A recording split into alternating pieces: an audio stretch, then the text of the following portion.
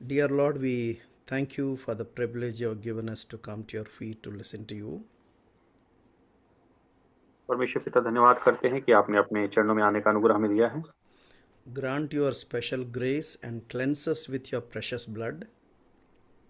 हम सबको अपना विशेष अनुग्रह दीजिए और अपने लहू से हमें पवित्र कर दीजिए। Kindly grant your special grace so that we may be emptied and be filled with the Spirit of God and with the Word of God. पिता आपका विशेष हमें अनुग्रह दीजिए ताकि हम अपने अंदर खाली हो सकें और आपकी आत्मा से और वचन से भर सकें। Grant your special grace so that we may enjoy your presence and enjoy the freedom of the Spirit as we share your word. पिता हमें आपकी विशेष अनुग्रह की आवश्यकता है ताकि उसके द्वारा हम आपकी आत्मा की स्वतंत्रता को महसूस कर सकें, आपकी उस आनंद को महसूस कर सकें जो आपकी उपस्थिति में होता है। Keep us humble and exalt your name because we offer this prayer with thanksgiving, Jesus' most precious name. हमें नम्र और दीन बनाए प्रभु जी, और हम सब मिलकर आपका नाम को ऊंचा उठाते हैं और इस प्रार्थना को प्रभु यीशु मसीह के बहुमूल्य नाम में मांग लेते हैं। So, we have been studying the book of Romans. और हम सभी लोग रोमी की किताब का अध्ययन कर रहे थे। So, we have seen that the book of Romans has been divided into four main sections. हमने देखा था कि रोमी की किताब का अध्ययन के हमने मुख्य 4 भागों में से बांटा था। So, we have completed the first portion and we are almost come to the end of this doctrinal section. और हमने पहले परिचय के भाग को पूरा कर लिया था और दूसरे सैद्धांतिक तत्वों के भाग को भी हमने काफी हद तक देख लिया है। So there we have seen that the doctrinal part again. First section is concentrated on the declaration that all are sinners, and the second section was filled with the justification by faith, and the third section sanctification, and the fourth section, chapter 9 to verse chapter 11, God's plan for Israel. और हमने रोमी की किताब के दूसरे भाग को जो हमने बांटा था 1 अध्याय के 18 वचन से लेकर 11 अध्याय के अंत तक, उसमें हमने अध्ययन के इसे 4 भागों में बांटा था, जिसमें पहला था जिसमें सभी ने पाप किया है और जो परमेश्वर की महिमा से अलग हैं, दूसरा विश्वास के द्वारा हम धर्मी ठहराए जाते हैं, और तीसरा पवित्रीकरण के बारे में, और चौथा था इज़राइल के लिए परमेश्वर की महान योजना के बारे में। So we have completed already first three sections. We have discussed at length because this particular portion belongs to the doctrinal part, which is very, very important for Christendom. So for that reason, we have spent enough of time. I believe it was a great blessing to each one of us. और हम पहले 3 भागों को, जो कि बहुत ही महत्वपूर्ण था क्योंकि ये सैद्धांतिक तत्व जो सुसमाचार के हैं उसका महत्वपूर्ण भाग था, जिसमें हमने अध्ययन करने के लिए काफ़ी सारा समय बिताया है। Uh, there are lots of discussions about this particular section, chapter 9 to chapter 11 of book of Romans, about the God's plan for Israel. और अभी हम 9 से 11 अध्याय के बीच में परमेश्वर की जो महान योजना इज़राइल के लिए, उसकी भी कुछ विशेष बातों को देखेंगे। There are many difficult passages in this particular portion. It is not easy to understand. God has to grant special grace. और इस वचन के भागों में कुछ बातें कठिन है समझने के लिए, परंतु हमें परमेश्वर की विशेष अनुग्रह की ज़रूरत है उसे समझने के लिए। So I did my best to divide into further sections so that we may be able to at least have if not clear, at least a hazy understanding. और इसलिए हम इसको और उपभागों में बाँटेंगे 9 से 11 अध्याय को, ताकि हमारे लिए उस भाग को समझना थोड़ा आसान हो जाए। Even if you find difficult to understand, doesn't matter, don't worry about it, because the major sections of doctrine is that the doctrine of sin, and secondly doctrine of justification and doctrine of sanctification. These three are very, very important major doctrines, and we must definitely know. For that reason we have had enough of discussions on it. और जो 9 से 11 अध्याय के बीच में अगर ये जो भाग हमें ज़्यादा समझ में नहीं आता है, तो इसके लिए हमें चिंता करने की आवश्यकता नहीं है, क्योंकि जो सिद्धांत के तत्वों का जो महत्वपूर्ण भाग है, जो शुरू के 3 भाग हैं, उसको हमने विशेष समय देकर अच्छे से अध्ययन कर लिया है। I don't know whether you remember or not. I have been telling one statement again and again that God's sovereignty and human responsibility, these two go side by side and they are very important. और जैसा कि मैंने बार-बार ये बात बताई है, आपको याद है या नहीं कि परमेश्वर की संप्रभुता और ठीक उसी समय हमारी ज़िम्मेदारी जो हमारे ऊपर है, वो दोनों एक साथ चलती है। If you take one extreme, saying that yes, God is sovereign, we are not responsible, the other extreme, yes, everything God put upon our head, God is not responsible. Two extremes are not correct. We will not be able to do justice to the theology. और हम ये कहें कि प्रभु संप्रभुता प्रभु की है, इसलिए हम कोई ज़िम्मेदार नहीं हैं और परमेश्वर ही सब कुछ करता है। अगर ऐसा हम कहें, तो भी सही नहीं है और दूसरा कि हाँ, परमेश्वर ही सब चीज़ों के लिए ज़िम्मेदार हैं, इस टाइप का भी हम कहें, तो भी ये सही नहीं है। So, chapter 9, we understood that God's sovereignty and Israel disobedience, that is a past. और 9 से 11 अध्याय के बीच में इज़राइल की जो परमेश्वर की महान योजना है, उसमें हम परमेश्वर की संप्रभुता और इज़राइल की अनागरिकता के बारे में देखते हैं, जो कि इतिहास में घटी हुई घटना थी। To understand the chapter 9, I have portrayed at least 5 portions of this chapter 9. If you can catch the spirit of these 5 verses, you'll be able to at least understand how God is trying to execute his plans and purposes in our midst. और इस बात को समझने के लिए हमने 5 वचनों को यहाँ पे रखा हुआ है 5 भागों में, ताकि आप इसे पढ़ के परमेश्वर की महान योजना को हमारे लिए भी उसे समझ सकें। If you are hearing for the first time, definitely it will be difficult for you to understand, but you need to prayerfully listen to this recorded video again and again. I believe definitely you will be able to have and some idea about it. और हो सकता है पहली बार में आपके समझने के लिए ये कठिन हो, लेकिन प्रार्थना के साथ में अगर आप इसे बार-बार पढ़ेंगे और इस रिकॉर्डेड वीडियो को देखेंगे, आप इसे और गहराई से समझ पाएंगे। Uh, every preacher definitely should have some understanding about the God's plan pertaining to Israel. और हर प्रचारक कुछ हद तक जानते हैं कि परमेश्वर की जो महान योजना थी इज़राइल के लिए, वो क्या थी। When I come to the book of Revelation, then I will discuss at length. I'll be able to share different schools of thought in this particular section. और जब हम प्रकाशित वाक्य पढ़ेंगे, तब हम ये जो बहुत सारे विचार हैं इस भाग को लेके उसे हम अध्ययन कर पाएंगे। Let me read from verses 1 to 6, book of Romans chapter 9. I am telling the truth in Christ. I am not lying. My conscience testifies with me in the Holy Spirit that I have great sorrow and unceasing grief in my heart.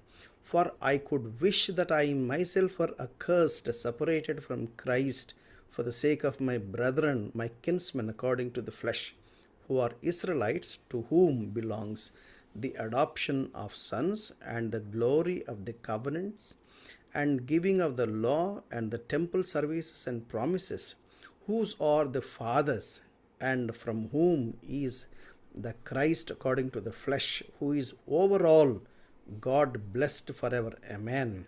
But, verse 6, but it's not as though the word of God has failed, for they are not all Israel who are descended from Israel. Romeo की किताब 9 अध्याय 1 से 6 वचन। मैं मसीह में सच कहता हूँ, मैं झूठ नहीं बोल रहा, और मेरा विवेक भी पवित्र आत्मा में गवाही देता है कि मुझे बड़ा शोक है और मेरा मन सदा दुखता रहता है, क्योंकि मैं यहाँ तक चाहता था कि अपने भाइयों के लिए जो शरीर के भाव से मेरे कुटुंबी हैं, स्वयं ही मसीह से श्रापित हो जाता। वे इजरायली हैं और लेखपालकपन का अधिकार और महिमा और वाचाएं और व्यवस्था और उपासना और प्रतिज्ञाएं उन्हीं की है। पुरखे भी उन्हीं के हैं और मसीह भी शरीर के भाव से उन्हीं में से हुआ। सबके ऊपर परम परमेश्वर युगानुयुग धन्य हो। आमीन। परंतु यह नहीं कि परमेश्वर का वचन टल गया, इसलिए जो इज़राइल के वंश हैं वे सब इज़राइली नहीं। Here, Apostle Paul was trying to say that the promises meant for Israel were not fulfilled. Does it mean to say that God has failed? और यहाँ प्रेरित पौलुस ये कहना चाहते हैं कि परमेश्वर ने जो प्रतिज्ञाएं इज़राइल से की थी वो पूरी नहीं हो पाई, तो इसका मतलब ये नहीं है कि परमेश्वर असफल हो गया। In the Old Testament, in the books of prophets, we see many times the promises pertaining to Israel, and some of them are at least, they're not fulfilled at all. So Israel, they are still awaiting to claim those promises and looking forward. और पुराने नियम में भी हम देखते हैं कि भविष्यवक्ताओं ने इज़राइलियों के लिए बहुत सारी ऐसी बातें लिखी हैं कि उनके लिए जो प्रतिज्ञाएं की गई थी वो पूरी नहीं हुई हैं, और अभी भी इज़राइली लोग उन प्रतिज्ञाओं की पूरी होने की बाट जोह रहे हैं। As I told you earlier, that to understand the scriptural interpretation is little difficult. For that reason, the scholarship have divided into different schools of thought. और किसी भी वचन की व्याख्या करना बड़ा कठिन होता है, इसलिए हम देखते हैं कि इसे अध्ययन करने के लिए बहुत सारे अलग-अलग विचारधारा देखिए विचारधारा से लोग इसे देखते हैं। One school of thought says that ethnic Israel is different and spiritual Israel is different. और एक विचारधारा के लोग बोलते हैं कि जो लोग लहू से इज़राइल के वंशज हैं वो अलग हैं, और आत्मिक रूप से जो इज़राइल के वंशज हैं वो अलग हैं। So that means spiritual Israel, the group of theologians who say that there is nothing specific that ethnic Israel is there, but uh, church replaced the Israel. That's what they say that. और उनका कहना है कि आज जो है जो Israel के जो वंशज हैं जो लहू से थे वे अब नहीं रहे हैं, परंतु उनकी जगह अब कलीसिया ने ले ली है, अब कलीसिया ही इज़राइल है। So their contention is in the book of Acts chapter 2, the church began with the Jews, and then in the chapter 8 Samaritans were added, and from chapter 12 onwards we find Gentiles added into the church, and there is no distinction between Gentiles and Jews, and all are one in Christ, and there is no specific identity for Israel. That's what the one group of people claim with respect to the promises of God for Israel. और Israel के लिए जो परमेश्वर की प्रतिज्ञाएं हैं उसके लिए एक विचारधारा के लोग क्या बोलते हैं कि प्रेरितों के काम अध्याय 2 में हम देखते हैं कि यहूदियों के लिए ये परमेश्वर ने दिया। दूसरा हम देखते हैं कि ये प्रतिज्ञाएं फिर 8वें अध्याय में सामरियों को मिली। उसके बाद हम देखते हैं कि यही प्रतिज्ञाएं वचन जो है सुसमाचार अन्य जातियों को भी 12 अध्याय में मिला। तो हम देखते हैं कि यीशु मसीह में सभी लोग एक हो गए हैं। तो इस विचारधारा के लोग बोलते हैं कि इसीलिए क्योंकि मसीह में सब एक हो चुके हैं, तो ये जो हैं अब इज़राइल की जगह ले चुके हैं। So their contention is that the book of Jeremiah chapter 30, 31, 32, 33. So these chapters we find the promise concerning the new covenant. और इसीलिए कई लोग कहते हैं यिर्मयाह की जो 30 अध्याय 31, 32 और 33 अध्याय की जो प्रतिज्ञाएं हैं वो नए नियम के लिए है। The new covenant is made with Israel, not with the church. और नए नियम नई जो वाचाएं हैं वो इज़राइल के साथ बांधी गई थी, ना कि कलीसिया के साथ बांधी गई थी। But when we carefully study the book of Hebrews, there the author, replaces the Israel with the church, especially in the book of, in the chapter 8. और इब्रानियों की किताब में पढ़ेंगे तो वहाँ के जो लेखक ने इज़राइलियों को विस्थापित कर दिया है और उसकी जगह कलीसिया को उन्होंने रखा है, जैसा कि इब्रानियों की किताब 8 अध्याय में वो बताते हैं। We have also studied when we study the Gospels, the book of Gospel according to Matthew, Gospel according to Mark, Gospel according to Luke, and especially these three evangelists, they have explained about the last Passover performed by the Lord Jesus Christ in the upper room, and then he switches over. He converts that the Passover into the Lord's table. There he says that this is my new covenant blood shed for you. और आप देखे होंगे कि मत्ती, मरकुस और लूका की सुसमाचार में जो प्रभु यीशु मसीह के जीवन की अंतिम सप्ताहों के बारे में जो बातें लिखी है, उसमें जो चेलों के साथ उन्होंने अंतिम भोज लिया था, उस अंतिम भोज में जो प्रभु ने उन्हें अपनी लहू और मांस दिया था, दाखरस और रोटी के रूप में, वो प्रभु ने नई वाचा के रूप में उन्हें दी थी। So please remember two major sections of schools of thought. One major section of school of thought says that church is different and ethnic Israel is different. तो जो मुख्य दो विचारधारा के लोग हैं, उसमें से पहली विचारधारा के लोग कहते हैं कि जो वंश के जो इजरायली की जो मुख्य वंश है वो अलग हैं और कलीसिया अलग है। The second major group of school of thought is that no, the church replaced Israel. There is no specific blessings or specific salvation plan for the ethnic Israel. And as much as Gentiles believed in Jesus Christ, even everybody should believe. Only one sacrifice, only one salvation plan, and there is no other salvation specific plan for Israel. और दूसरे जो major जो इस विचारधारा के लोग हैं, मुख्य विचारधारा के लोग क्या कहते हैं कि चर्च ने जो एथनिक इजराइल है, जो मुख्य इजराइल के जो वंशज है, उसकी जगह आज ले ली है और आज अन्य जाति लोग भी उद्धार पाते हैं यीशु मसीह के द्वारा, क्योंकि एक ही बलिदान है और एक ही उद्धार की योजना उनके साथ है, इसलिए उन्होंने इजराइल की जगह ले ली है, ऐसा वो कहते हैं।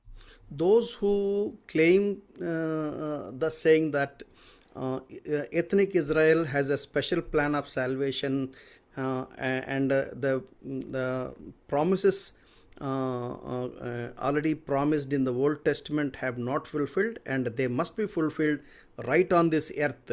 And such promises will be fulfilled during 1,000 years reign of Christ.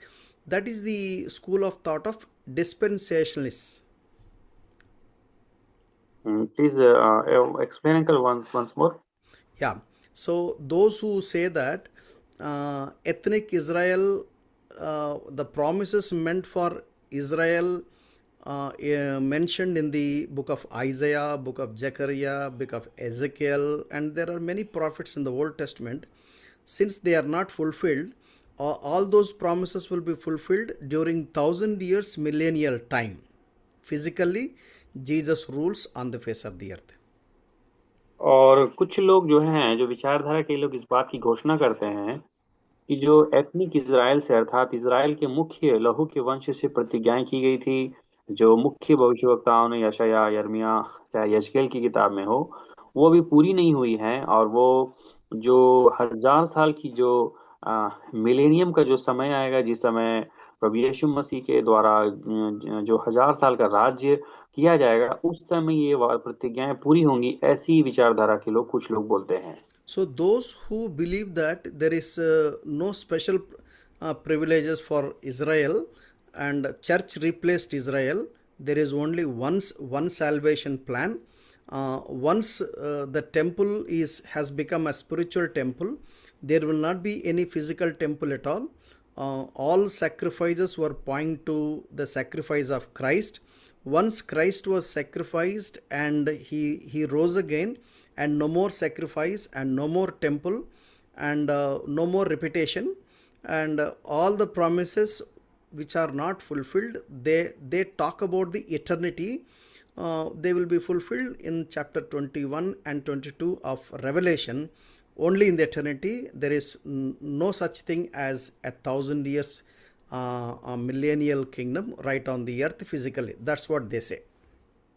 और दूसरी विचारधारा के लोग कहते हैं कि अब शारीरिक मंदिर का स्थान जो है आत्मिक मंदिर ने ले लिया है, इसलिए आत्मिक रूपी से जो सब बलिदान चढ़ाए जा रहे हैं वो मसीह में पूरे हो गए हैं, और सभी बलिदान आज मसीह के बलिदान हैं। और यीशु मसीह का पुनरुत्थान हो जाना, जी उठना, अब इस बात की गवाही देता है कि और अभी किसी मंदिर की आवश्यकता नहीं होगी, परंतु उन्हीं का शासन रहेगा।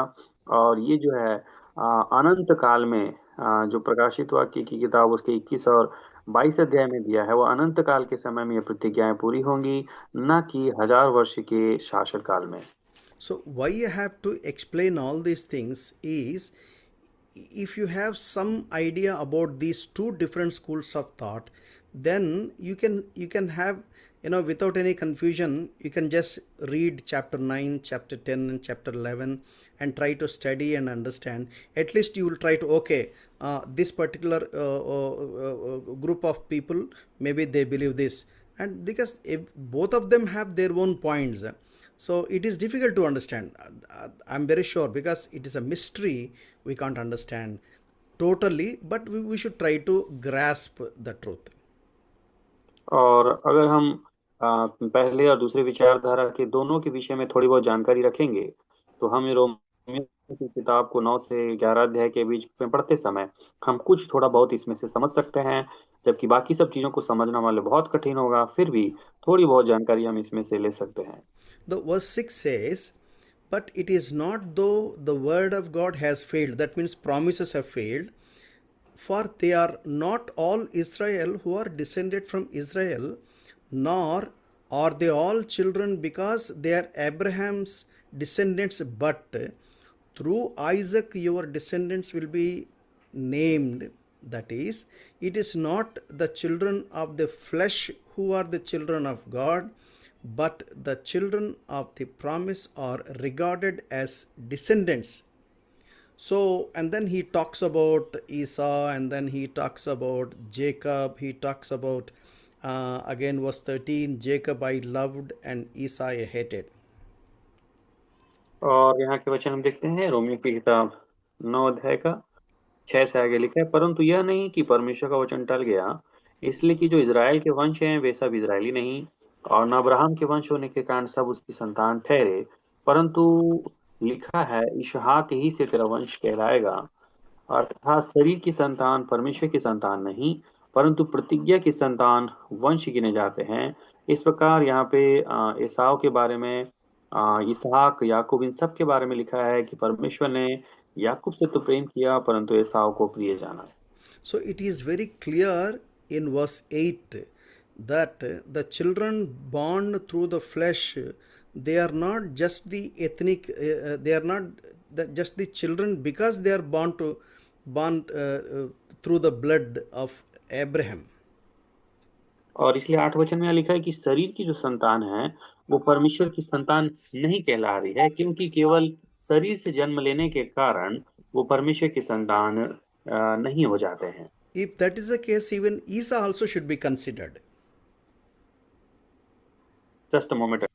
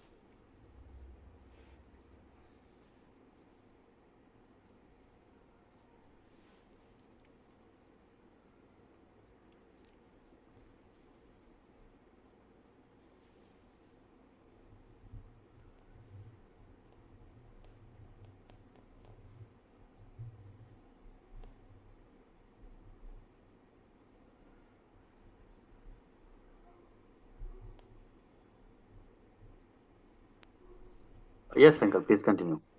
Yeah, what we have seen was, if all who are born to Abraham should inherit the promises of God, Esau also should inherit, isn't it?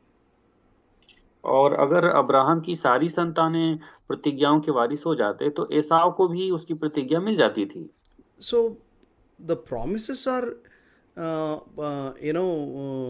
through the Jacob, but not through the Esau.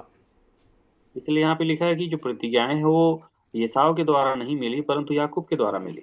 So, what Apostle Paul was trying to say was, all who are born to Abraham, they are not Jews, they are not Israel, but God has a specific plan and purpose, and he's talking about the election. God chose Jacob, and God did not choose Esau. और इसलिए यहाँ पे वचन में बताया जा रहा है कि अब्राहम से ही होने वाले पैदा सभी लोग यहूदी हैं या सभी इज़राइल हैं, ऐसा नहीं है। परंतु एक विशेष चुनाव परमेश्वर ने किया है और वो याकूब है जिसे परमेश्वर ने इज़राइल कहा।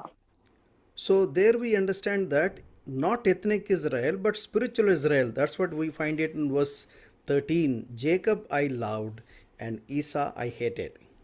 इसलिए यहाँ जो लिखा है कि जो एथनिक इज़राइल है अर्थात लहू से जो आने वाली इज़राइल है वो नहीं, परंतु जो वायदे की संतान है, प्रतिज्ञा की संतान है, उन्हें जो आत्मिक इज़राइल है उन्हें परमेश्वर ने अपना वंश कहा है, जैसा कि 13 वचन में भी लिखा है कि मैंने याकूब से प्रेम किया परंतु एसाव को अप्रिय जाना। So many people, by reading this verse, Jacob I loved and Esau I hated, they're upset. और बहुत सारे लोग जब इस वचन को पढ़ते हैं कि मैंने याकूब से प्रेम किया और परंतु एसाव को अप्रिय जाना ऐसा लिखा है, तो बहुत लोग निराश हो जाते हैं। Because God tells us to love our enemies and pray for them and bless them. Now, how can God hate Esau? और जबकि परमेश्वर कहते हैं कि अपने शत्रुओं से अपने समान प्रेम रखो और उन्हें आशीष दो, तो ऐसा कैसे हो सकता है कि परमेश्वर एसाव से घृणा करे? But here we need to understand that God allowed Esau to be in his own way. God hated Esau means God did not touch Esau, and God allowed Esau to live his own life according to his own whims and fancies. और इसका मतलब हम समझना है वो ये है कि एसाव को परमेश्वर ने उसके खुद की समझ पर छोड़ दिया था, इसलिए एसाव जो है अपनी मर्जी पर अपनी इच्छा के अनुसार चला, ये है उसका मतलब। So, when you carefully study the life and testimony of Esau, and he was the one always, hunting in the wilderness, but Jacob was not like that. Jacob was in the tent. He was with his father, with his family, with his grandfather Abraham. और हम देखते हैं कि एसाव का स्वभाव कैसा था कि वो हमेशा जंगल में शिकार के लिए निकल जाते थे, लेकिन हम याकूब के लिए देखते हैं कि वो तंबुओं में रहते थे अपने पिता के साथ, परिवार के साथ और अपने दादा अब्राहम के साथ। Actually, Esau was the firstborn. He was supposed to carry on the blessings. और ऐसा होना अलग चाहिए था क्योंकि एसाव जो है वो पहलौठा था, तो उसको प्रतिज्ञा मिलनी थी, ऐसा होना था। Hebrews chapter 12, the author says that he rejected the privileges of firstborn. और इब्रानियों की किताब 12 अध्याय में पढ़ेंगे तो देखते हैं एसाव के बारे में कि उसने पहलौठे होने की आशीष को खो दिया था। So God loved Jacob means God was working in the like of Jacob and God transformed him to be Israel. और परमेश्वर ने याकूब से प्रेम किया, इसका मतलब है कि परमेश्वर ने याकूब के जीवन में कार्य किया और उसे इज़राइल के रूप में रूपांतरित किया। Esau lived his life, but whereas Jacob, he had to face lots of pressure, lots of tests, lots of sufferings, and lots of lessons he has to learn. Ultimately, he was transformed. और हमने देखा है कि एसाव तो अपनी मर्जी पे जिया, परंतु याकूब के जीवन में बहुत सारे दबाव, परीक्षाएं और कई परिस्थितियां आई और उसने उसे इज़राइल होने में मदद किया। Even Hebrews chapter 12 and verse 10, the author says that God, like a father whom he loves his children, he punishes them so that they may grow in holiness. और जैसा कि इब्रानियों की किताब 12 के 10 में लिखा है कि जो माता पिता होते हैं वो अपने बच्चों की ताड़ना इसलिए करते हैं कि वो पवित्रता के भागी हो जाएं। So many people think that when they are going through persecutions and sufferings and pain and losses and sorrows, they think that God has abandoned them and they think that God did not care them, and the promises of safety, security, happiness is really not being kept. और बहुत सारे लोग ऐसे हैं जो जब सताव, दर्द और कठिनाई की परिस्थिति में गुजरते हैं तो वो सोचते हैं कि परमेश्वर की प्रतिज्ञा कहाँ गई, वो मेरे जीवन में पूरी नहीं हुई, जो उसकी सुरक्षा, उसकी आशीष, उसकी शांति, उसका आनंद, ये सब जो कहा जाता है वो कहाँ चला गया, वो ये सोचते हैं। Many people complain saying that I'm righteous, I don't take bribes, I'm faithful, I pray, I read Bible, and I obey God. Why I'm still put to lots of tensions, stress, strain, trouble, loss. See the unbeliever, see the wicked fellow. He never knows God, but he is hale and healthy. He has got all the pleasures, and he's a wicked, but still he enjoys his life more. Why poor me, like that, many people complained. और कई बार हम ऐसी शिकायत देखते हैं कि हम इतना अच्छा प्रार्थना करते हैं, इतनी अच्छी हम दुल्हन है, हम दान दशवान देते हैं, हम प्रभु की दुल्हन है। हमारे जीवन में बहुत सारी चिंता है, समस्या है, कई कठिनाई है, परंतु अविश्वासियों को देखिए, दुष्टों को देखिए, वो तो भले चंगे हो रहे हैं, वो तो बढ़िया खुश रह रहे हैं, उनके जीवन में कोई समस्या ही नहीं है। ऐसे कई प्रकार एक विचार हमारे जीवन में आ जाता है। Actually, God is trimming believers and faithful followers of Jesus Christ so that the temporal life on the face of the earth will prepare for the eternity to be with the Lord in His holy presence forever and ever. और हम देखते हैं प्रियो कि विश्वासियों के जीवन में जो ताड़ना आती है, वो इसलिए आती है कि परमेश्वर उन्हें अनंत काल के जीवन के लिए पवित्रता के मार्ग पर हमेशा ले जाने के लिए उनकी वो निर्माण करते रहते हैं।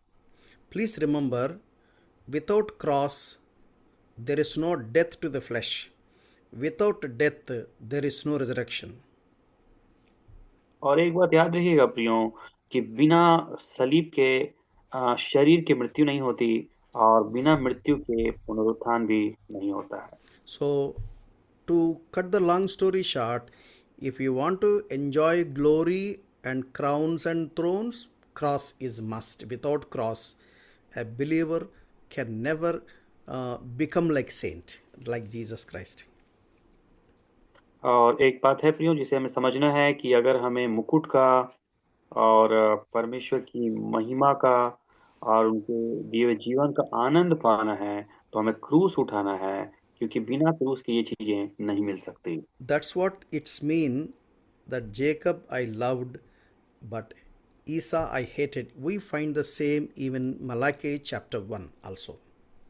और जो बातें यहाँ लिखा है कि परमेश्वर के वचन में परमेश्वर ने कहा मैंने याकूब से प्रेम किया परंतु एसाव को अप्रिय जाना, यही बातें हम मलाकी की किताब उसके 1 अध्याय में भी देखते हैं। But one thing is sure, whether the promises will be fulfilled on the face of the earth during 1,000 years or in the eternity, we do not know. We are not very sure. Whether millennium is there or not, we do not know, because that is a minor thing, not major thing. But one thing is sure, all the promises which are not fulfilled will definitely be fulfilled, either in the millennial period or in the eternity. We don't know when. Let's not waste our time discussing when and how, but let's trust the Lord. God is a God of fulfilling the promises. He will definitely fulfill. That's what he was trying to say. और यहाँ हम इस बात को ध्यान देना है प्रियो की प्रतिज्ञाएं पूरी होंगी। ठीक बात है कि वो 1000 वर्ष के शासनकाल में पूरी होगी या तो अनंत काल के शासनकाल में पूरी होगी। ये इतनी बड़ी बात नहीं है, ये माइनर विषय है, परंतु महत्वपूर्ण बात ये है कि परमेश्वर की प्रतिज्ञाएं जरूर पूरी होंगी। So that's what he was saying in when we see chapter 9 verse 6, and word of God never fails, his promises will be fulfilled. We don't know when and how, but it is true. और यही बातें हैं जो Romeo 9 के 6 में लिखा है कि परमेश्वर का वचन क्या ऐसा टल गया है? ऐसा नहीं है, परंतु परमेश्वर की प्रतिज्ञाएं अभी पूरी होंगी या बाद में, लेकिन पूरी जरूर होंगी। So chapter 9 verse 11, we have seen that God has a purpose and he will execute his purpose. Doesn't mean to say that he will nullify our will, he will nullify our choices. Yes, God is sovereign and humans are responsible, and ultimately God's predestination prevails. और जैसे कि Romeo 9 के 11 में पढ़ते हैं कि परमेश्वर की जो योजना है वो महत्वपूर्ण है, परंतु परमेश्वर ने कभी मनुष्य की इच्छा को और उसकी आशा को भी नजरअंदाज नहीं किया है, परंतु परमेश्वर उसे भी ध्यान देते हैं। और लेकिन परमेश्वर की संप्रभुता उस समय है, साथ ही ठीक समय पर हम भी जिम्मेदार हैं, लेकिन आखिरी में परमेश्वर ही है जो सारी इन बातों को पूरा करते हैं। And verse 14, what shall we say then? There is no injustice with God. Is there? May it never be. और रोमियो 9 अध्याय के 14 में लिखा है, इसलिए हम क्या कहें, क्या परमेश्वर के यहाँ अन्याय है? कदापि नहीं। And verse 15, he says to Moses, I will have mercy on whom I will have mercy, and I will have compassion on whom I will have compassion. So then, it does not depend on man who wills or the man who runs, but on God who has mercy.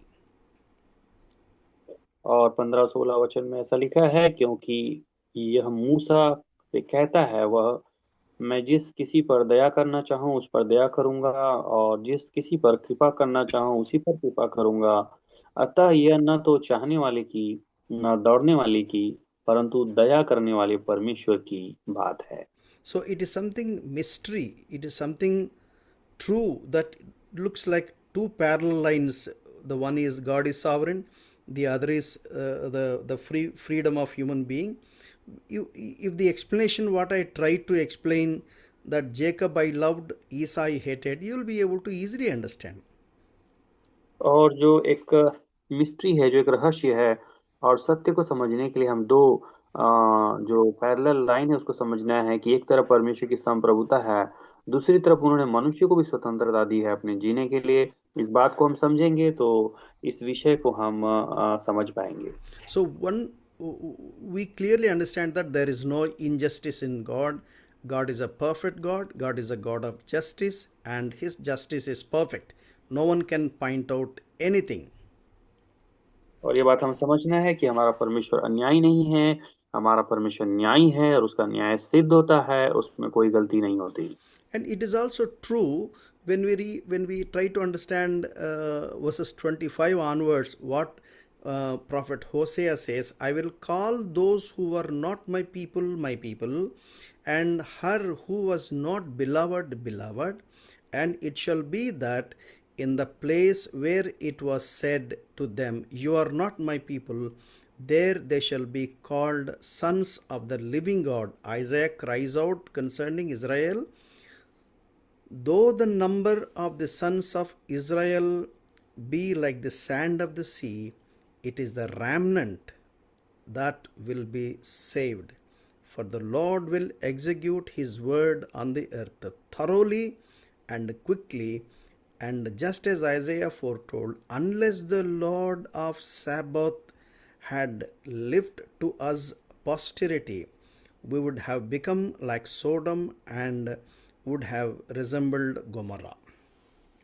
और जैसा कि होशे की पुस्तक में भी आगे जो भविष्यवाणियां कही गई है, 25 वचन से आगे यहाँ लिखा है, रोमियो 9 के 25 में, जैसा वह होशे की पुस्तक में भी कहता है, जो मेरी प्रजा न थी उन्हें मैं अपनी प्रजा कहूंगा, और जो प्रिया न थी उसे प्रिया कहूंगा। और ऐसा होगा कि जिस जगह में उनसे यह कहा गया कि तुम मेरी प्रजा नहीं हो, उसी जगह वे जीवते परमेश्वर की संतान कहलाएंगे। और यशायाह इज़राइल के विषय में पुकार कर कहता है, चाहे इज़राइल की संतानों की गिनती समुद्र के बालू के बराबर हो, तो भी उनमें से थोड़े ही बचेंगे, क्योंकि प्रभु अपना वचन पृथ्वी पर पूरा करके धार्मिकता से शीघ्र उसे सिद्ध करेगा। जैसे यशायाह ने भी पहले ही भी कहा था, यदि सेनाओं का प्रभु हमारे लिए कुछ वंश न छोड़ता, तो हम सदोम के समान और अमोरा के सदृश ठहरते। Verse 27 is very clear, saying that remnant will be saved, not all ethnic Israel will be saved. और इसलिए यहाँ 27 वचन में आप पढ़ेंगे तो वहां पे लिखा हुआ है कि इज़राइल की जो संतान है वो हर व्यक्ति, उसमें से सभी लोग नहीं बचेंगे। जो एथनिक इज़राइल है वे नहीं बचेंगे, परंतु कुछ लोग ही बचेंगे। But I don't know why one group of people, theologians, they believe that all ethnic Israel will be saved when Bible clearly talks about saying that only remnant will be saved. और कुछ विचारधारा के लोग पता नहीं ऐसा क्यों बोलते हैं कि इज़राइल की संतानें जो हैं वो पूरी इज़राइल जो है इज़राइल बच जाएंगे, परंतु यहाँ आपकी यहाँ स्पष्ट रीति से लिखा है कि उनमें से थोड़े ही बचेंगे। And then verse 32, why? Or else, let me read from verse 30. What shall we say then? That Gentiles who did not pursue righteousness attained righteousness, even the righteousness which is by faith? But Israel, pursuing a law of righteousness, did not arrive at the law. Why? Because they did not pursue it by faith, but as though it were by works. they stumbled over the stumbling stone. और Romeo 9 अध्याय के 30 से लेकर 32 के बीच में लिखा है, अतः हम क्या कहें, यह कि अन्य जातियों ने जो धार्मिकता की खोज नहीं करते थे, धार्मिकता प्राप्त की, अर्थात उस धार्मिकता को विश्वास से है। परंतु इजरायली जो धर्म की व्यवस्था की खोज करते थे, वो उस व्यवस्था तक नहीं पहुंचे। किस लिए? इसलिए कि वे विश्वास से नहीं, परंतु मानो कर्मों से उसकी खोज करते थे। उन्होंने उस ठोकर के पत्थर पर ठोकर खाई। So, verses 25 and 26, based on the prophet Hosea's prophecy, what I understood was because the Israel, the Jews, they rejected Christ, and gospel went to the Gentiles, and they have received, and they entered into the most holy family of God. They were saved, and they enjoyed the promises which were really meant for is ethnic Israel, and so they are called the spiritual Israel. और यहाँ जो Romeo की किताब 9 अध्याय के 25 और 26 में होशे की जो पुस्तक की भविष्यवाणी लिखी है, इसको हम इस प्रकार समझ सकते हैं कि जो लोग वास्तव में परमेश्वर की जो प्रतिज्ञा को पाए हुए इज़राइल थे, वो उसके योग्य नहीं ठहरे और उन्होंने उसकी व्यवस्था को नहीं पहचाना, परंतु उसके जगह परमेश्वर ने जो अन्य जातियों को सुसमाचार दिया, वो लोग उसकी जगह ले लिए और वे लोग उसकी जगह पे जीवते परमेश्वर की संतान कहलाए।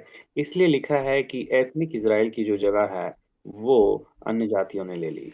And verse 32, Apostle Paul was trying to emphasize, saying that ethnic Israel, they would like to attain salvation by works, but they couldn't and they can never, because salvation is never by works, it is only by faith.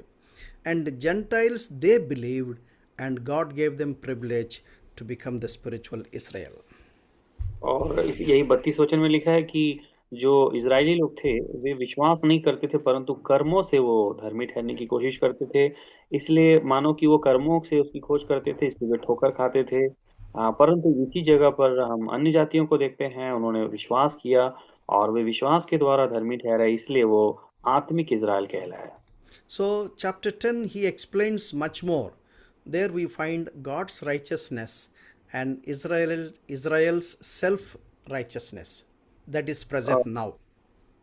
और इसलिए हम Romeo 10 अध्याय में और अच्छे से समझ सकते हैं, जहाँ परमेश्वर की धार्मिकता अलग है और इज़राइल ने जो अपनी खुद की धार्मिकता स्थापित की है, जो भी वर्तमान में है, वो अलग है।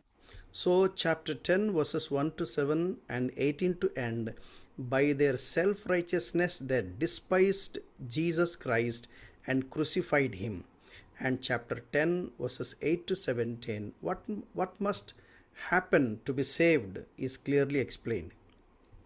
और इसलिए हम देखते हैं रोमियो की 10 अध्याय के 1 से 7 के बीच में और 18 वचन से अंत के बीच में, वहाँ देखते हैं कि इजरायली लोगों ने जो अपनी धार्मिकता स्थापित करने की कोशिश की, उसके द्वारा उन्होंने प्रभु का इनकार कर दिया और उसे क्रूस पर चढ़ा दिया। और 10 अध्याय के 18 से 8 के 10 अध्याय उसके 8 से 17 के बीच में देखेंगे कि इसके कारण आगे जो है क्या चीजें बच पाई। When we studied book of Acts, we studied in chapter 2, at length we have discussed how God himself handed over his son Jesus Christ into the hands of Jews, and how Jews deliberately, willingly, with their freedom of choice, they crucified him. There we saw that God was sovereign and humans were responsible. In which verse, uncle? Chapter 2. I think it is 1 minute. I think it is 23 or 1 minute. I'll show you. In Romans? Acts chapter 2. We have already discussed at length. Almost all we had a very clear discussion. If you can go back and go through the recordings, you'll be able to understand that. Wait a minute. I'll show you. Yes, uncle. Mill Yeah. गया। Chapter 2.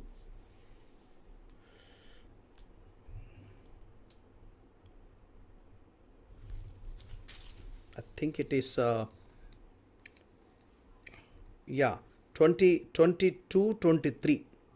22, 23 and 24. These three verses, there, verse 23. This man, this man delivered over by the predetermined plan and foreknowledge of God, you nailed to the cross by the hands of the godless man and put him to death. Verse 23, we find both God is sovereign and humans are responsible.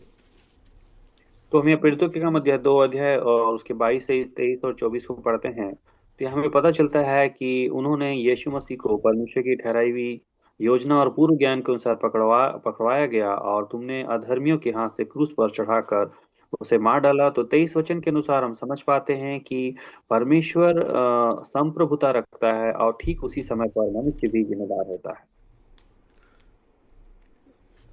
So, chapter 10 explains very clearly saying that salvation is by faith, not by works. और इसलिए Romeo की किताब अध्याय 10 ये बात को बताती है कि विश्वास के द्वारा धार्मिकता होती है, ना कि कर्मों के द्वारा। Why Israel and ethnic Jews missed the salvation? और इज़राइल और जो एथनिक यहूदी थे, जो लहू के वंशज यहूदी, उन लोगों ने उद्धार को क्यों खो दिया? Because of their self righteousness. Chapter 10 and verse 3. Let me read from verse 1. Brethren, my heart's desire and my prayer to God for them is for their salvation. For I testify about them that they have a zeal for God, but not in accordance with knowledge. For not knowing about God's righteousness and seeking to establish their own, and they did not subject themselves to the righteousness of God. और जैसा कि Romeo 10 के 3 और 4 में लिखा है, क्योंकि वे परमेश्वर की धार्मिकता से अनजान होकर और अपनी धार्मिकता स्थापित करने का यत्न करके परमेश्वर की धार्मिकता के अधीन न हुए, क्योंकि हर एक विश्वास करने वालों के लिए धार्मिकता के निमित्त मसीह व्यवस्था का अंत है। How can anyone be saved? और कोई व्यक्ति कैसे उद्धार पाएगा? We find it verse 9. If you confess with your mouth Jesus as Lord and believe in your heart that God raised him from the dead, you will be saved. और जैसे कि 9 वचन में लिखा है, रोमियो 10 अध्याय के 9 वचन में, कि यदि तू अपने मुंह से यीशु को प्रभु जानकर अंगीकार करे और अपने मन से विश्वास करे कि परमेश्वर ने उसे मरे में से जिलाया, तो तू निश्चय उद्धार पाएगा। So one thing should be belief in their heart, and second thing should be confession with their mouth. तो यहाँ 2 महत्वपूर्ण बात है, वो है पहला अपने मन से विश्वास करना और दूसरा अपने मुंह से अंगीकार करना। Confession is possible only when the belief has taken place in the heart, in the mind. और अंगीकार तभी किया जा सकता है जब किसी मनुष्य के मन में विश्वास हुआ हो। What should be believed? और हमें किस बात पर विश्वास करना है? Verse 9 is very clear. Believe in your heart that God raised him from the dead. और यह 9 वचन में स्पष्ट रीति से लिखा है कि हमें अपने मन से विश्वास करें कि परमेश्वर ने उसे मरे हुए में से जिलाया। Bible is famous in explaining big things in just precise and simple terms. और बाइबल जो है इस बात में बहुत खासियत रखती है कि बहुत बड़ी गहराई की सच्चाइयों को वहाँ बहुत छोटे और थोड़े शब्दों में वो प्रकट कर देती है। If I say someone that do you believe that Jesus is raised from the dead? और जैसा कि मैं आपको कहूँ कि परमेश्वर ने उसे मरे हुए में से जिलाया, Immediately you'll ask, why should he die at all? तो आपके जीवन में एक सवाल आ सकता है तुरंत कि उसे मरने की जरूरत ही क्या थी? Then I have to explain the crucifixion, the death and resurrection. तब आपको मुझे क्रूसीकरण को और उसकी मृत्यु को और पुनरुत्थान को समझाना पड़ेगा। So what Apostle Paul was saying is, if anyone believes why Jesus has been crucified on the cross of Calvary, means the work of redemption. He paid the price on our behalf. He is God man. He is sinless. He is without sin. We are the sinners. We should receive the punishment. We should pay the punishment. But on our behalf, as a Lamb of God, He paid the price. That should be the belief. और यहाँ पौलुस बताता है कि क्यों जो है एक मनुष्य को क्रूस की जरूरत है, मसीह की जरूरत है, क्योंकि मनुष्य को उद्धार पाने के लिए यीशु मसीह के उस क्रूस पर विश्वास करना पड़ेगा, क्योंकि ये क्रूस पर यीशु मसीह ने कीमत चुकाई है छुटकारे की, क्योंकि वो परमेश्वर भी है और मनुष्य भी है, वो निष्पाप था, फिर भी उसे सजा हमारे स्थान पर मिली, हमारे पापों की जगह पर, ताकि वो जो हम उनके द्वारा जो है उद्धार को पा सके और हमें जीवन मिल सके। So, experience of salvation is possible with these two steps. First step is belief in the heart, and second step is confession with the mouth. तो उद्धार का जो अनुभव है वो इन दो बातों में देखा जा सकता है कि पहले तो मन से विश्वास आता है और दूसरा हम मुंह से अंगीकार करते हैं। So, when do we get the belief in our heart? Only when we are convicted, saying that we are sinners. और कब हमारे मन में विश्वास आता है, वो तब आता है जब हम हृदय में कायल हो जाते हैं कि हम पापी हैं, Then we will confess with our mouth. और तब हम अपने मुंह से अंगीकार करते हैं। What should we confess with our mouth? और अपने मुंह से हम क्या अंगीकार करते हैं? 1 John chapter 1 verse 9 says that if we confess our sins, he is just and faithful to forgive us our sins and to cleanse us from all unrighteousness. और जैसे पहला यूहन्ना की किताब उसके 1 अध्याय के 9 वचन में लिखा है कि यदि कोई मनुष्य अपने पापों को मान ले, तो वह उन्हें क्षमा करने में विश्वास योग्य और धर्मी है। So, when we confess our sins, the blood of Jesus Christ by faith cleanses us and and makes us pure. और जब हम अंगीकार करते हैं, विश्वास करते हैं, तो उस समय क्या होता है? प्रभु यीशु मसीह के लहू पर विश्वास करने के कारण उसका खून साफ करता है और हमारा उद्धार करता है। And then confession takes place that Jesus as Lord. तब हमारे मुंह से एक अंगीकार होता है कि यीशु मेरा प्रभु है। In those days, they believe that only Caesar is the Lord and none else is Lord. If they say that Caesar is not Lord, Jesus is Lord, and they'll put such people to death. और उन दिनों में ऐसे ही होता था प्रियो कि लोग केसर को ही अपना प्रभु मानते थे, इसलिए कहते थे कि केसर ही हमारा प्रभु है, और कोई केसर के स्थान पर किसी और को प्रभु कहता था तो उसे वे लोग मार डालते थे। You should not forget that on the cross of Calvary there was a label saying that Jesus, the King of Jews of Nazareth, the Jesus of Nazareth is the King of Jews. इसलिए आप देखे होंगे कि जो यीशु मसीह को जिस सलीब पर चढ़ाया गया था, उस सलीब पर एक बोर्ड टंगा था और उस बोर्ड में लिखा हुआ था कि ये यहूदियों का राजा यीशु नासरी है। So we have already studied the gospel according to Matthew, Luke, John, and John. These four evangelists, they have very clearly said that the mob who crucified the Lord, they said, we have only Caesar as king. We don't want Jesus as king. We want Barabbas. And they shouted, saying that, let his blood be upon us.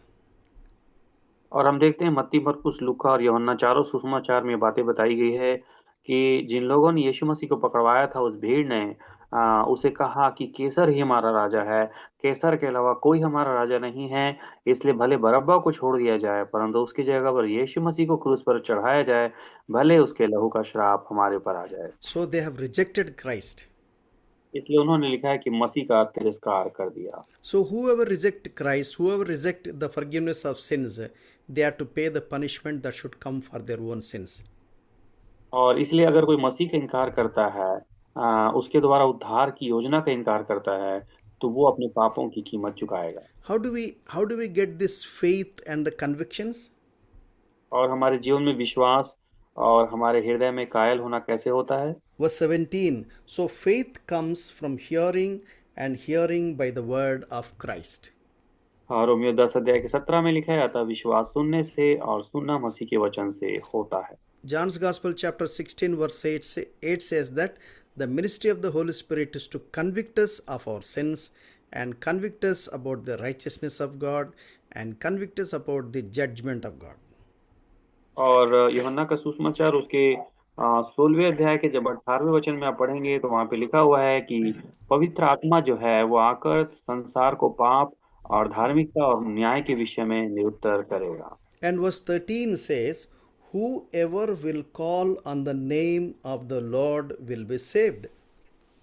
और Romeo की किताब 10 के 13 में लिखा है कि जो कोई प्रभु का नाम लेगा वो उद्धार पाएगा। And verse 14, how then will they call on him in whom they have not believed? और 14 वचन में लिखा है कि जिस पर उन्होंने विश्वास नहीं किया उसका नाम कैसे लें। And then, how will they believe in him whom they have not heard? और लिखा है जिसके विषय में उन्होंने सुना नहीं तो उस पर कैसे विश्वास करें। And then, how will they hear without a preacher? और लिखा है कि प्रचारक के बिना कैसे सुने। And then, 15th verse, the first part, how will they preach unless they are sent? और यहाँ 15 वचन के पहले भाग में लिखा है यदि भेजे ना जाएं तो वह कैसे प्रचार करें। So I have put here the sequences of five levels. The first one is the church must pray and send evangelists. इसलिए मैंने यहाँ पर मुख्य 5 बातें यहाँ पे लिखी है कि लोग कैसे उद्धार पाते हैं, बचते हैं। तो पहला भाग है, पहले बिंदु है कि चर्च हमेशा अपने सुसमाचार प्रचारकों को भेजने वाला होना है। So church must pray and church should have concern for the perishing souls, and the church must depute evangelists unto the unreached areas so that gospel may be preached. The responsibility of the church is not to convert people, only to the preach gospel. Conversion is only the work of the Holy Spirit. It's not any human being can do that. और कलीसिया का काम है कि वो प्रार्थना करे और प्रार्थना के द्वारा लोगों को तैयार करे और उन्हें सुसमाचार के लिए भेजे। और उनका ये काम नहीं है कि वो लोगों को बदले, लोगों को बदलने का काम परमेश्वर का है। वो पवित्र आत्मा जो है लोगों को बदलती है। And then secondly, when church should send, whom should they send? There must be evangelists who are willing to go out and go to the mission field and willing to sacrifice their lives and preach the gospel to those who did not hear the gospel. और जो लोग सुसमाचार नहीं सुने हैं उनको सुनाने के लिए कौन व्यक्ति सुसमाचार सुनाने जा सकता है? वही व्यक्ति जो सेवा के लिए, सुसमाचार के लिए अपना जीवन देना चाहता है। उस व्यक्ति के समर्पण के कारण हम उन्हें भेज सकते हैं। So when evangelists preach the gospel, those who hear the gospel, they must believe in Jesus Christ. और तब जब सुसमाचार प्रचारक सुसमाचार का प्रचार करते हैं तब सुनने वाले विश्वास करते हैं। And not only believing, they must confess that Jesus is Lord with their mouth. और न केवल विश्वास करते हैं परंतु वो बाद में अपने मुंह से अंगीकार करते हैं कि यीशु ही प्रभु है। And they must pray in the name of the Lord. और तब वो यीशु मसीह के नाम लेके प्रार्थना करते हैं। So that's what he very clearly says from verse 13 to 15. Let me read once again. Whoever will call on the name of the Lord will be saved. How then will they call on him in whom they have not believed? How will they believe in him whom they have not heard? How will they hear without a preacher? How will they preach unless they are sent? These are the 5 beautiful steps. और मुख्य 5 बिंदु यहाँ दिया गया है 13 और 14 वचन में। क्योंकि जो कोई प्रभु का नाम लेगा वो उद्धार पाएगा। फिर जिस पर उन्होंने विश्वास नहीं किया उसका नाम कैसे लें? जिसके विषय उन्होंने सुना नहीं उस पर विश्वास कैसे करें? और प्रचार कैसे सुने? और यदि भेजे ना जाएं तो वो कैसे प्रचार करें? Here we find the ethnic Israel failed grossly. Even today, the people of Israel, they have not accepted Jesus Christ as the Messiah. They are still looking forward for the Messiah. They are still practicing the Old Testament system of laws. और इसलिए हम देखते हैं कि आज जो ethnic Israel हैं, Israel के जो लहू के वंशज हैं वो आज भी असफल हैं। क्योंकि आज भी वो यीशु मसीह का मतलब उद्धारकर्ता मसीहा के आने का इंतजार कर रहे हैं और उन्होंने उस आए हुए मेमने को स्वीकार नहीं किया है। इसलिए आज भी वो पुराने नियम की प्रक्रियाओं में बलिदान में वो अभी भी लगे हुए हैं। We need to pray for the peace of Israel. We need to pray for the salvation of Israel. And we need to send evangelists even to Israel to preach the gospel. इसलिए हम जब सुसमाचार Israel की शांति की बात करते हैं तो इज़राइल की शांति के लिए भी हम ऐसा काम करना पड़ेगा कि उसके उद्धार के लिए प्रार्थना करें और न केवल उद्धार के लिए परंतु वहाँ भी सुसमाचार प्रचारक को भेजने की जरूरत है। Since this chapter 9 and chapter 10 are very very important and involves deep spiritual truths, and we have taken time to study and dwell some time on these 2 chapters. और चूंकि इस 9 और 10 अध्याय रोमियो में बहुत गहरी आत्मिक सच्चाइयाँ छुपी हुई है, इसलिए हमें इसे प्रार्थना के साथ में पढ़ने के लिए काफी समय देना चाहिए। If you are hearing for the first time, I request you to go through again and again, make your own notes.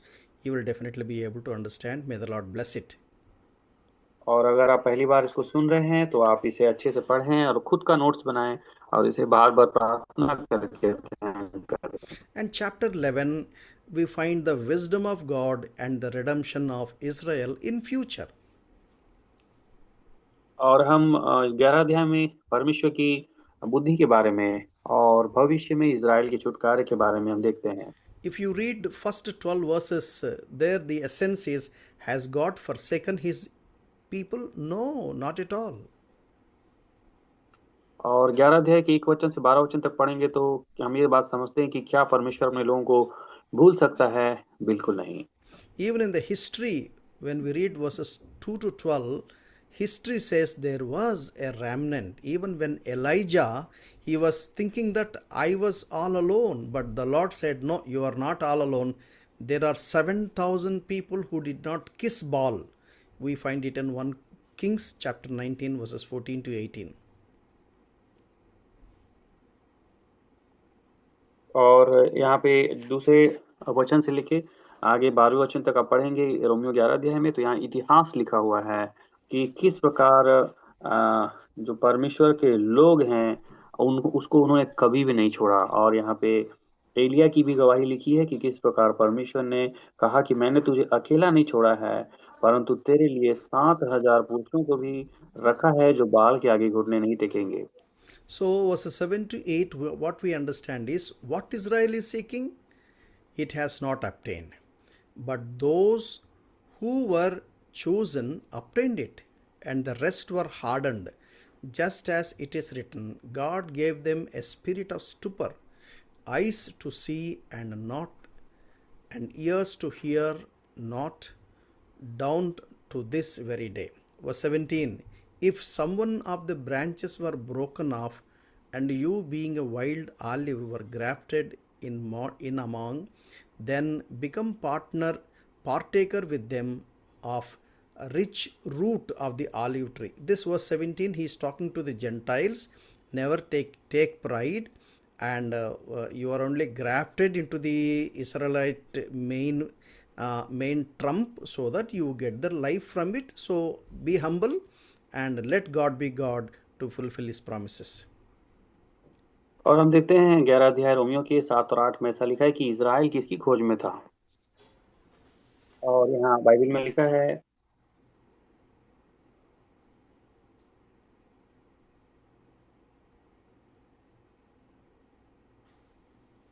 और हम यहाँ देखते हैं रोमियो की किताब 11 अध्याय में कि 7 और 8 में कि इज़राइल किसकी खोज में थे।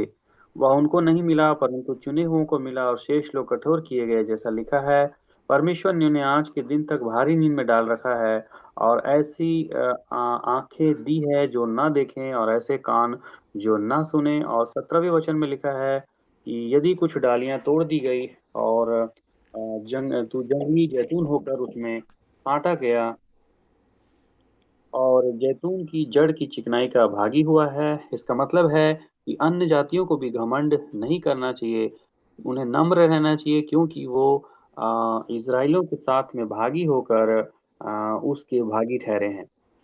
So with this we could conclude God's plan for Israel, chapter 9 to 11. और इस प्रकार 9 अध्याय से लेकर 11 अध्याय के बीच में परमेश्वर की उद्धार की योजना को हमने देखा। And as we have seen, the first part was introduction of gospel, second part was doctrinal component of the gospel. Now we have to switch over to the lifestyle consistent with the gospel, chapter 12 verses 1 to chapter 15 verse 13. और Romeo को अध्ययन करने के लिए तीसरे भाग में हमने जो बांटा है 12 अध्याय के 1 वचन से लेके 15 अध्याय के 13 वचन तक, जिसमें हम सुसमाचार के सुसमाचार को जो कैसे अपनी दिनचर्या में अपने दैनिक जीवन में जीना है उसके तत्वों को देखते हैं। We can just go in jet speed. We don't need to spend much time. We can just conclude within another 10 minutes. और हम इसको संक्षिप्त रूप में पढ़ के आगे हम समाप्त करेंगे। So the third portion is again subdivided into three groups in chapter 12. Chapter 12, begins with therefore. That means with all the previous doctrine explained in the light of the doctrine, we need to behave our duty. We need to practice the doctrine what we have learned. और Romeo 12 अध्याय का पहला वचन इसलिए से शुरू हो रहा है। इसलिए का मतलब क्या है कि जो पहले 11 अध्याय में सिखाया जा चुका है, उस सुसमाचार के प्रकाश में हमें इस बातों को समझने के लिए प्रकाश लेना है। In the chapter 12 we understand the relationships in the church. और रोमियो 12 अध्याय में जो बताया गया है वो कलीसिया के संबंधों के बारे में बताया गया है। So verses 1 and 2 living sacrifice, verses 3 to 8 spiritual gifts, verses 9 to end love in practice. और रोमियो 12 अध्याय का 1 और 2 में लिखा है कि अपने आप को हम जीवित बलिदान के रूप में चढ़ाना है। 3 से 8 के वचन में लिखा है कि हमें आत्मिक वरदान पाना है। और 12 अध्याय के 9 से आखिरी में लिखा है कि हमें प्रेम से इस व्यवहार में लेके आना है। So it is our fundamental responsibility when we understand the doctrine of sin, doctrine of justification by faith, doctrine of sanctification, then we will be filled with the joy and the excitement and the greatness towards our God, and we will begin with worship. और हमने देखा कि कैसे हम जब समझते हैं कि कैसे लोग पाप करके परमेश्वर की महिमा से अलग हुए, उसके बाद हमने देखा कि कैसे लोग विश्वास के कारण धर्मी ठहरे, उसके बाद हमने देखा कि कैसे पवित्रीकरण की प्रक्रिया हुई। उन सब को जानने के बाद हम समझ गए कि हमारे जीवन में आनंद, उत्तेजना और महानता कैसे आई अपने प्रभु की सेवा के लिए। And secondly, and God, according to His amazing wisdom, grants spiritual gifts to all His people to serve one another in the local church, to edify one another and to glorify God. और हम देखते हैं कि परमेश्वर महाबुद्धिमान है और परमेश्वर ने अपनी बुद्धि के कारण अपने लोगों को भी आत्मिक वरदान दिया है ताकि वो उसके द्वारा एक दूसरे की सेवा करें। It is what God gives. It's not what we ask and get. It is because they are gift. They are called gift. It's not salary. It's not wage. Gift is something. It's a Father. It's a Lord. According to His will and purpose, He will give gifts to each one, and what and how, God knows it. और इस बात को हम समझना है कि ये जो आत्मिक वरदान है, ये एक वरदान है, तोहफा है। ये तनख्वाह नहीं है, ये किसी काम के बदले मिली हुई पारितोष नहीं है, परंतु ये परमेश्वर की ओर से मिला हुआ गिफ्ट है, तोहफा है, वरदान है, जो पाया नहीं जाता, मांगा नहीं जाता, परंतु दिया जाता है परमेश्वर के द्वारा। और इसको देने की परमेश्वर की योजना होती है ताकि वो उसके द्वारा कार्य कर सके। And then all believers in the local church, they fellowship with one another out of love. They practice love, and they serve one another and fellowship one another. That's how they edify one another. और उसके बाद लिखा है कि हर एक विश्वासी संगति में रहना चाहिए और संगति में प्रेम के व्यवहार को प्रकट करना चाहिए ताकि उस प्रेम के द्वारा और एक दूसरे की सेवा हो और वो संगति में रह सके। So chapter 12, relationships in the church. तो 12वां अध्याय जो है वो कलीसिया के अंदर आपसी संबंधों को बताता है। So it begins with worship by presenting our bodies as a living, holy sacrifice, acceptable to God, which is the spiritual service of worship. और ये जो 12 अध्याय पहले वचन से शुरू होता है, ये शुरू होता है उस भाग से जहाँ पे हम आत्मिक सेवा करने के लिए अर्थात आराधना करने के लिए अपने आप को जीवित, पवित्र और परमेश्वर को भावता हुआ बलिदान चढ़ाते हैं। It is not just on Sunday, it is from the day of salvation, the very moment of our salvation till we die. This is our experience, this is our lifestyle. और ये केवल रविवार के सेवा की बात नहीं है, परंतु जिस दिन हम उद्धार के अनुभव में आते हैं उस दिन से लेकर जब तक हमारी मृत्यु नहीं होती है तब तक इस प्रकार की आत्मिक सेवा के लिए वचन लिखा गया है। The more we understand the doctrine of sin, doctrine of justification by faith, and doctrine of sanctification, we keep committing ourselves, we keep surrendering our bodies, we keep surrendering our spirit, soul, body, and lay it upon the altar as a living, holy sacrifice acceptable to God is actually temple terminology. और यहाँ पे हम देखते हैं कि जब हम ने समझा कि किस प्रकार पाप के द्वारा लोग परमेश्वर की महिमा से रहित हो गए, फिर हमने अध्ययन किया कि कैसे हम विश्वास के द्वारा धर्मी ठहरे, फिर हमने देखा कि कैसे हमारा पवित्रीकरण हुआ। उसके बाद हम समझ पाए हैं कि आज हमें समर्पित होना चाहिए और अपने शरीर को और अपने प्राण और आत्मा को हमें जीवित और पवित्र बलिदान के रूप में परमेश्वर को सेवा के लिए अर्पित करना है, ताकि उसके द्वारा हम आत्मिक सेवा को पूरी कर सके। So this is the first and foremost activity in the local church. तो ये सबसे महत्वपूर्ण बात है जो स्थानीय कलीसिया में होना चाहिए। So unless until we first offer our bodies, our soul, our spirit, we cannot move an inch in our spiritual activities. और जब तक हम अपने शरीर और प्राण और आत्मा को समर्पित ना करें, तब तक हम अपने आत्मिक जीवन में थोड़ा भी नहीं बढ़ सकते हैं। This is all depends upon how much we know God, how much we love God. और ये उस बात पे निर्भर करता है कि हम अपने परमेश्वर को कितना जानते हैं और उनसे कितना प्रेम करते हैं। When you know God, the immediate response is to worship God. और अगर आप परमेश्वर को जान जाते हैं, तो तुरंत आपकी जिम्मेदारी हो जाती है कि आप उसकी आराधना करें। I normally define worship like this. और सामान्यतः मैं आराधना को इस प्रकार परिभाषित करता हूँ। Worship is an answer to the question who God is. और आराधना उस सवाल का उत्तर है कि परमेश्वर कौन है। Let me repeat, worship is an answer to the question who God is. और आराधना उस सवाल का उत्तर है कि परमेश्वर कौन है। If worship is boring, it means that you do not know who God of the Bible is. और अगर आपकी आराधना बोर हो रहे हैं आप उसमें, तो इसका मतलब है कि आप बाइबल के परमेश्वर को नहीं जानते हैं। If you know who Jesus Christ is, if you know what he did for you, and the immediate response is fall prostrate at his feet and love him and worship him. और अगर आप यीशु मसीह को जान जाएंगे कि वो कौन है और उसने हमारे लिए क्या किया है, तो तुरंत आपकी एक प्रतिक्रिया आएगी कि आप उस पे उसके चरणों में गिरकर उसे दंडवत करेंगे और उसके प्रेम करेंगे और उसकी आराधना करेंगे। And then do not be conformed to this world, but be transformed by the renewing of your mind. और उसके दूसरे भाग में लिखा है कि संसार के सदृश ना बनो, परंतु तुम्हारे मन के नए हो जाने से तुम्हारा चाल चलन भी बदल जाए। Whenever we find the word world, we need to understand that it is said in three different ways. जब संसार की बात कही जाती है, तो यहाँ पे मुख्य 3 बातें होती है। One is the created world.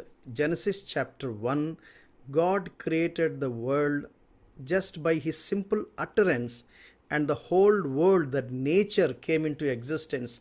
That is the materialistic world. तो पहला जो संसार है, उसकी वो कौन है? वो पहला संसार परमेश्वर के द्वारा बनाई गई प्रकृति है, जिसे हम प्राकृतिक संसार कहते हैं, जो उत्पत्ति की किताब 1 अध्याय के 1 वचन में परमेश्वर ने कहा और बन गया। And then secondly, people in the world. The God so loved the world means God loved the people in the world. और दूसरा संसार कौन है? संसार का मतलब संसार के लोग हैं, जैसा कि वचन में लिखा है, परमेश्वर ने जगत से प्रेम किया, मतलब उसके लोगों से प्रेम किया।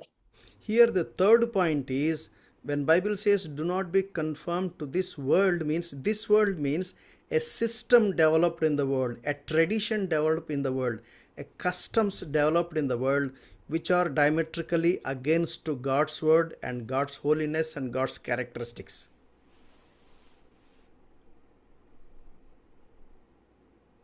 और तीसरा संसार क्या है प्रियो?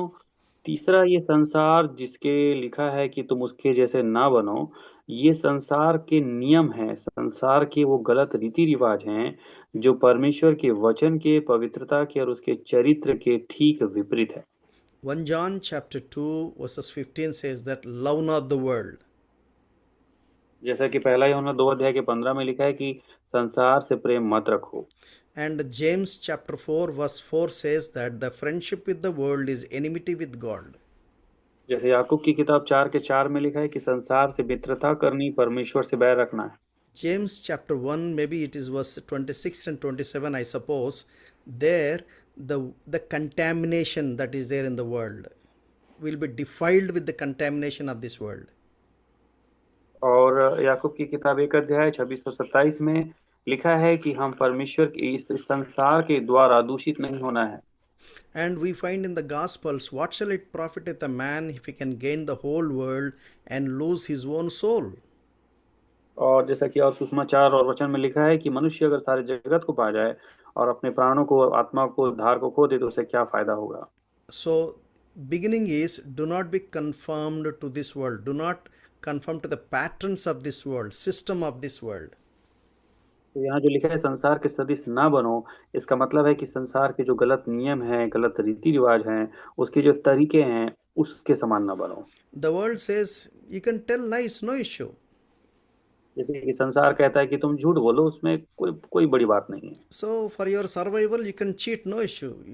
You can do anything, no issue. आप अपने जीने के लिए लोगों को धोखा देते हैं, उसमें कोई बड़ी बात नहीं है। आप कोई बड़ी बात नहीं है, आप कर सकते हैं। But Bible says, be ye holy because I am holy. परंतु बाइबल स्पष्ट रीति से कहती है कि पवित्र बनो क्योंकि मैं पवित्र हूँ। So when we offer our bodies as a living sacrifice unto the Lord as an act of worship, and then we will begin this second principle, that do not be conformed to this world, but be transformed by the renewing of your mind. और जो पहला भाग हम पूरा करते हैं कि अपने जीवन को, शरीर को जीवित बलिदान के रूप में परमेश्वर को चढ़ाते हैं, उसके बाद दूसरा भाग है कि संसार के सदृश ना बनो, परंतु तुम्हारे बुद्धि के नए हो जाने से तुम्हारा जीवन परिवर्तन हो जाए। So when we do two things, one is offering our bodies as a living sacrifice, holy and acceptable, and second one is when we do not conform to this world, what happens is a transformation will takes place in by renewing of our mind. तो यहाँ दो घटनाएं होती है, जब अपने आप को हम जीवित बलिदान के रूप में चढ़ाते हैं, अपने प्राण, आत्मा, शरीर को, उसके द्वारा हमारी आत्मिक सेवा होती है। और दूसरा भाग में हम देखते हैं कि संसार के जैसे हम नहीं बनते, तो हमारे मनों के और बुद्धि के नवीनीकरण के द्वारा हमारा परिवर्तन होता है। So the more our mind is renewed and transformed, then we will be able to understand what the will of God is. Bible says the will of God is always good, always acceptable and always perfect. और जब हमारे मनों के नवीनीकरण के कारण हमारा जब चाल चलन बदल जाएगा, तब हम परमेश्वर की सिद्ध इच्छा को जान पाएंगे, जो कि भली, भावती और सिद्ध है। And when we don't do the first two part, then we will never be able to understand the will of God. और अगर हमने दो शुरू के भागों को नहीं पूरा किया, तो हम तीसरे भाग अर्थात परमेश्वर की इच्छा को मालूम नहीं कर सकते। So without doing these two things, it is no use of keep on praying and fasting, praying, crying, shouting at the top of your voice.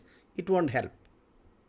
और अगर हमने पहले इन दो भागों को पूरा नहीं किया है, तो जो हम प्रार्थना कर रहे हैं, चिल्ला रहे हैं, बहुत ऊंची आवाज में दुआ कर रहे हैं, उसका कोई मतलब नहीं निकलेगा। Follow the scriptures, obey the scriptures, and God will fulfill His promises.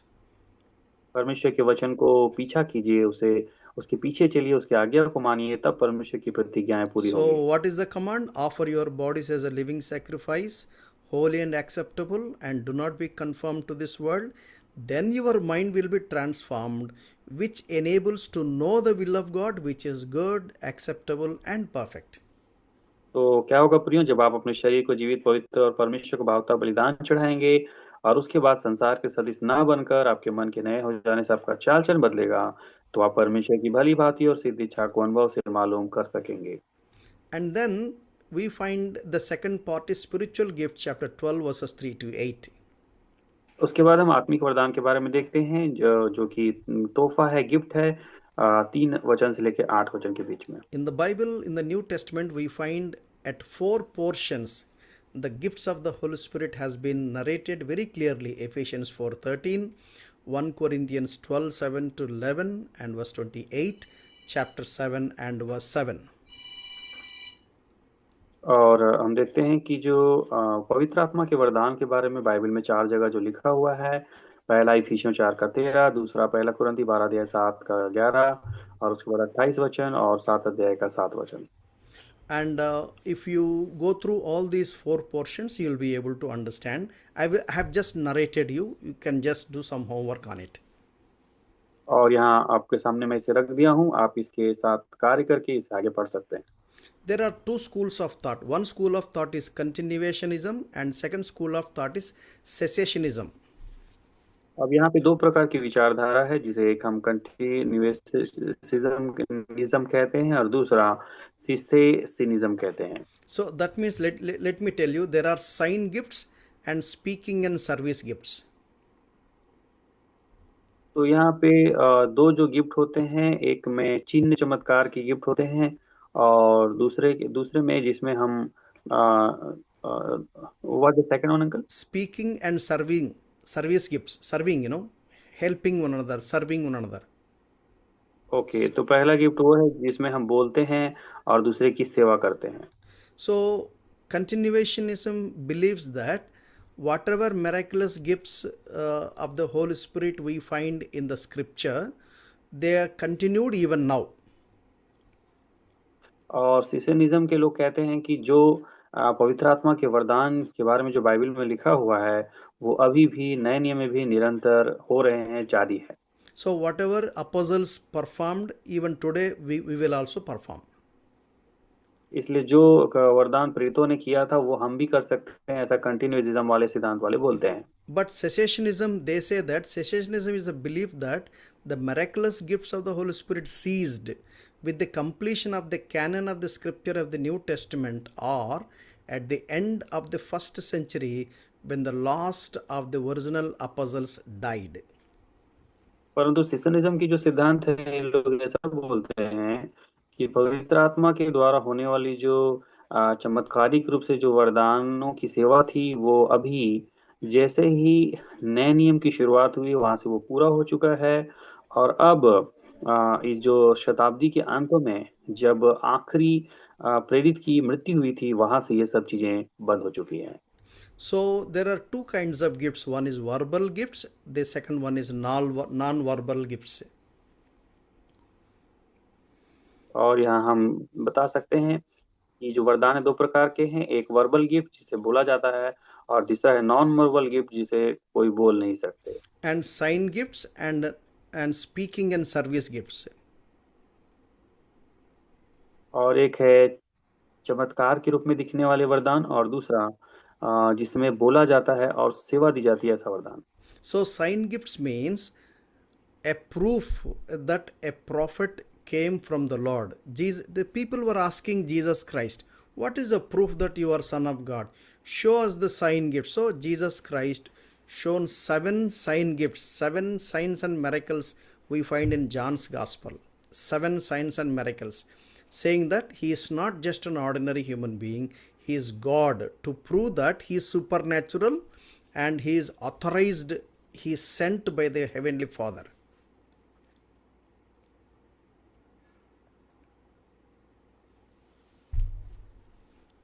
और हम ये देखते हैं कि जो चिन्ह है, ये जो चिन्ह है, ये किस प्रकार के वरदान है।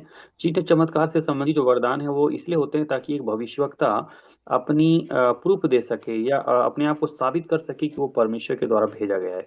जैसे कि यीशु मसीह के बारे में लोगों ने कहा कि वो मनुष्य है, लेकिन प्रभु ने उस 7 प्रकार के चिन्ह और चमत्कार को यूहन्ना की पुस्तक में दिखाया ताकि लोग जान सकें कि वो एक साधारण मनुष्य नहीं है, परंतु वो परमेश्वर है और परमेश्वर के द्वारा अलौकिक रूप से भेजा गया है, अधिकार दिया गया है और उसे परमेश्वर ने भेजा है। इसको दिखाने के लिए, साबित करने के लिए यीशु मसीह को चिन्ह चमत्कार दिखाना पड़ा। So since the gospel, the ministry of gospel, the performance for gospel, the ministry of atonement, the ministry of Jesus sacrificing on the cross of Calvary and rose again victoriously, all this is over and no more signs gifts are required, and we have to believe the Bible, we have to believe the New Testament, because no more apostle is available. Apostles are dead by AD 95 and 96. That was the last apostle John. और अब देखते हैं कि जो अंतिम जो प्रेरित हैं उनकी भी मृत्यु हो चुकी है। AD 95-96 में जो यूहन्ना जो थे उसके मृत्यु हो चुकी है। इसलिए हम इस बात को समझना है कि सुसमाचार के द्वारा जितने भी चिन्ह चमत्कार बलिदान और ये सारी बातें होती थी वो पूरी हो चुकी है। आज उस प्रकार की चिन्ह की हमें जरूरत नहीं है। So the gifts of the Holy Spirit are divided into 2 parts. One is temporal, which were concluded by 95-96 AD, and second group is operational. Even today they are available. तो अब यहाँ देखते हैं कि जो चिन्ह चमत्कार हैं उससे संबंधित वरदान जो है पहले टेम्पोरल हैं, अर्थात जो कुछ समय के लिए थे, जो एडी 95 96 में समाप्त हो चुके हैं, और दूसरे ऑपरेशनल्स हैं जो 95 96 के आसपास वो भी जो यूहन्ना के द्वारा पूरे हुए। So I have categorized all those things, the temporal gifts and operational gifts. I have given you the quotation also, Ephesians 4:13, apostles, prophets. No more apostles now, no more prophets now. Word of knowledge, that means that is to write the scriptures. No more scriptures at all. Healing, not the large scale of healing in those days. Today's also available, not comparatively with the miracles of Jesus Christ, with the miracles of apostles, in the miracles, tongues, and interpretations, all these things you can just go through and you can just and meditate on it. You will find it, what are all operational and what are all already seized. तो हम यहाँ पे temporal और operational जो gift हैं, जो वरदान हैं, जो बंद हो चुके हैं, उसके बारे में पढ़ सकते हैं कि किस प्रकार प्रेरित और भविष्यवक्ताओं की सेवा और जो वचन की ज्ञान की सेवा है, चंगाई है, मुख्य चिन्ह चमत्कार, अन्य भाषा अनुवाद, ये सब चीजें जो है वो पूरी हो चुकी है। इसको हम इन बातों से पढ़ के, इस रेफरेंस को देख के समझ सकते हैं। So, and then I think maybe another 5 minutes. So the third one, love in practice, we find it. Love must be free of hypocrisy, detest what is evil, cling to what is good. Verse 9 and verse 10, be devoted to one another in brotherly love, give preference to one another in honor.